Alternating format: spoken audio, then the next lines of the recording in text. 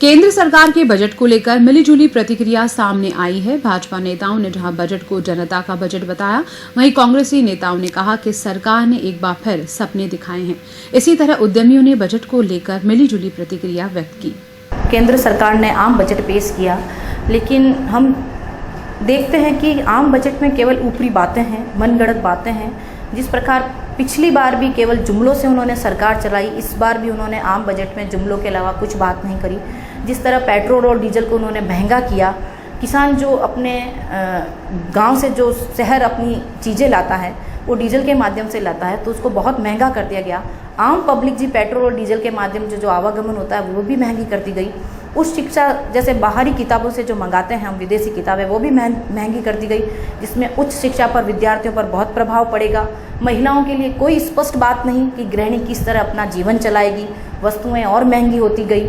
किसानों को लेकर कोई एक स्पष्ट बात नहीं।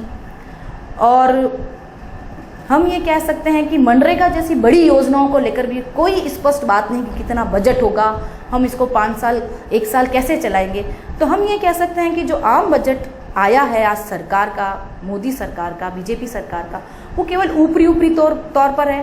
कोई आम पब्लिक को रिलीफ नहीं है। किसी प्रकार की महिलाओं को लेकर, विद्यार्थियों को लेकर, किसानों को लेकर कोई सुविधाओं की बात कही जाए, उनके विकास की बात कही जाए, तो किसी प्रकार का बजट में हम नहीं देखते हैं। राजस्थान और मारवाड़ के लिए उन्होंने इस बजट में विशेष प्रावधान रखा है। उन्होंने मूलभूत सुविधाओं के साथ इंफ्रास्ट्रक्चर के लिए जो बजट में प्रावधान रखा है 1 लाख करोड़ का। इंफ्रास्ट्रक्चर वो कड़ी होती है, वो मेरुदंड होती है, वो रीढ़ की हड्डी होती है किसी देश की उन्नति की, प्रगति की, जिस पे सारा देश टिका हुआ होता है। इंफ्रास्ट्रक्चर अच्छा होगा, रोड्स अच्छी होगी, फ्लाईओवर्स अच्छे होंगे इंफ्रास्ट्रक्चर्स में, रेल कनेक्टिविटी, एयर कनेक्टिविटी के लिए एयरपोर्ट्स होंगे, तो वो देश ज़्यादा उन्नति करता है, तरक्की करता है। और उस देश में कहीं ना कहीं हर व्यक्ति का योगदान होता है उस तरक्की के लिए। आदरणीय मोदी जी ने एक स्लोगन दिया था, सबका साथ, सबका विकास और सबका विश्वास। उसी कड़ी में खरे उतरते हुए निर्मला सीतारमण जी ने ये बजट पेश किया है। इसमें जो पानी जल संचय के लिए जो विशेष प्रावधान रखा गया है बजट का बहुत बड़ा हिस्सा, क्योंकि जल मंत्री जोधपुर से तो हमारे लिए विशेष हो जाता है। जल मंत्री जी आदरणीय गजेंद्र सिंह जी शेखावत बहुत प्रभावी तरीके से काम कर रहे हैं। 2024 तक जो प्रधानमंत्री जी की सोच है कि हर घर में पानी, हर घर में नल हो, और 2022 तक हर घर में बिजली हो।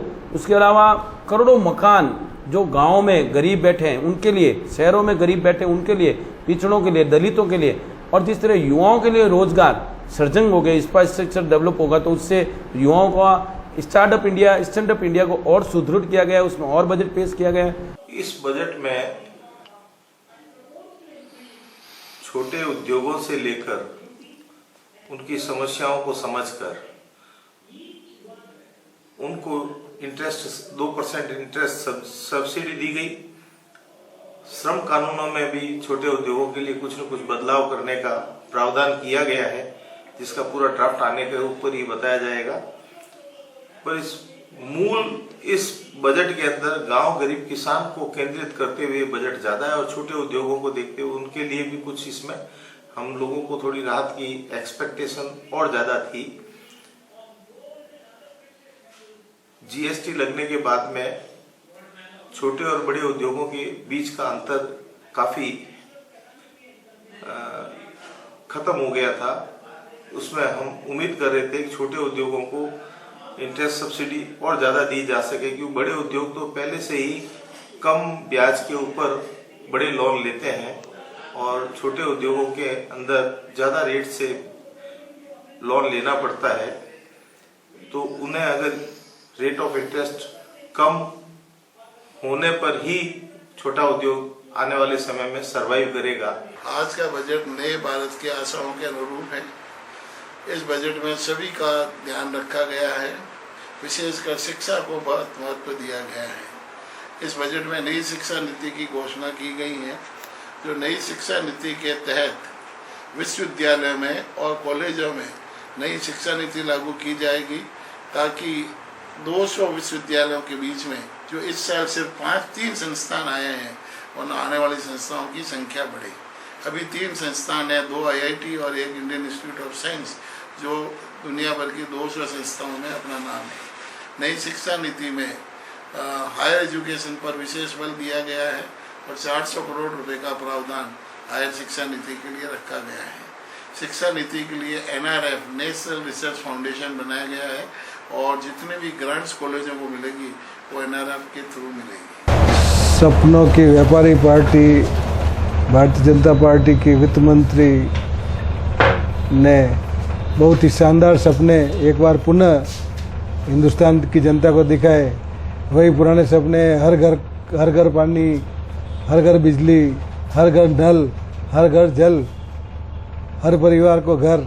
वही उद्योगपतियों का ध्यान, बड़े उद्योगपति का ध्यान रखने के लिए PPP मॉडल, रेलवे में बढ़ाई का भागीदारी की बढ़ोतरी, FDI में, मीडिया में FDI के निवेश की 100%, इंश्योरेंस में 100% FDI का विदेशी निवेश। बिल्कुल जिन मुद्दों को लेके भी भारतीय जनता पार्टी सत्ता में आई थी वही और उसी के विरोध में इन्होंने सब कुछ जो है वो इस बजट में पेश किया है।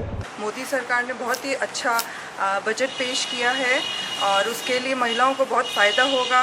जैसे जो अपनी ये गांव गरीब किसान केंद्र बिंदु है, जैसे कि गांव किसान वालों को 2022 तक हर घर तक बिजली पहुंचाई जाएगी और PM आवास योजना से भी सभी को 2022 तक, सड़क योजना से भी सभी को लाभ होगा।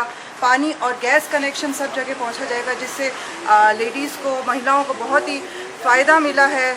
और हर पंचायत को इंटरनेट से जोड़ा जाएगा, जो बहुत ही फ़ायदा रहेगा। जिस इंटरनेट से जो हमको सुविधाएं मिलती हैं, आज हर घर में हमको इंटरनेट मिलेगा। लेडीज़ उसी हिसाब से अपना फ़ायदा देख सकेंगी और कितना अपना प्रोग्रेस कर सकेंगी।